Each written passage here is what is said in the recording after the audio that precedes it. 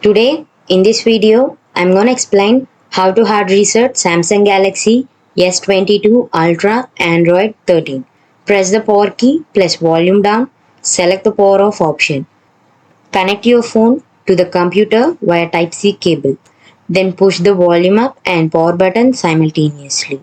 Release all buttons when the Samsung logo appears. Wait for the recovery mode menu to appear. Navigate using volume keys, select wipe data or factory reset and confirm with the power button. Navigate to factory data reset using the same buttons. Confirm with the power button. Select reboot system now with the power button. Acknowledge that hard reset operation is performed. Wait for the reset process to complete. Your phone will be reset to its original factory settings. Follow the on-screen instructions to set up your device.